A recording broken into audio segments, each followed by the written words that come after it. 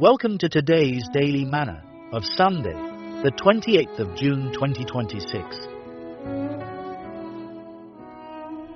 Today's topic is Day of Feasting and Plotting. Our text is taken from Esther chapter 2 verse 21 to 23. In those days, while Mordecai sat in the king's gate, two of the king's chamberlains, Bigthan and Teresh, of those which kept the door, were wroth and sought to lay hand on the king Ahasuerus. And the thing was known to Mordecai, who told it unto Esther the queen, and Esther certified the king thereof in Mordecai's name. Verse 23. And when inquisition was made of the matter, it was found out. Therefore they were both hanged on a tree, and it was written in the book of the Chronicles before the king.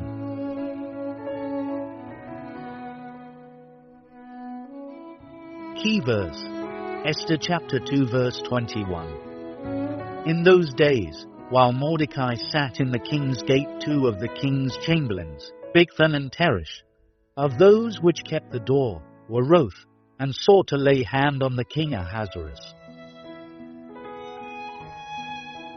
Abraham Lincoln, America's 16th president, had just won a great victory in the nation's civil war that preserved their union, ended slavery, and created the possibility of social freedom for African Americans when he was assassinated on the evening of the 14th of April 1865. He was attending a special performance of the comedy, Our American Cousin. Lincoln was shot when the play was in progress by actor John Wilkes, who stepped into the presidential box with a pistol. The president slumped forward and died 9 hours later at a boarding house opposite the theater. King Ahasuerus would have met a similar fate if not for the timely intervention of Mordecai, who worked at the palace gate. The king was hosting a great feast following Esther's coronation as the nation's new queen, with a guest list that included all the princes and governors of the provinces. Mordecai received information about a plot to assassinate the king by two of his chamberlains, Bigthan and Teresh. He immediately signaled the queen, and soon the king was informed. The two plotters were tried and executed after their plot was confirmed, and they were found guilty. There are important parts here worthy of consideration. Mordecai stood at the gate in righteousness.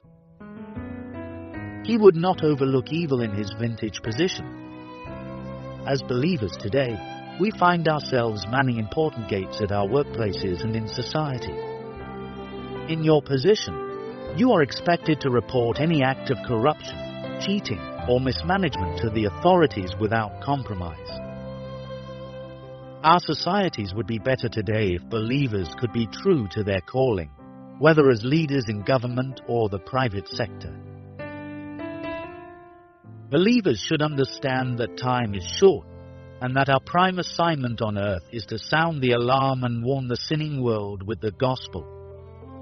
Like Mordecai, we must explain to the unsaved the danger they face and patiently lead them to Christ.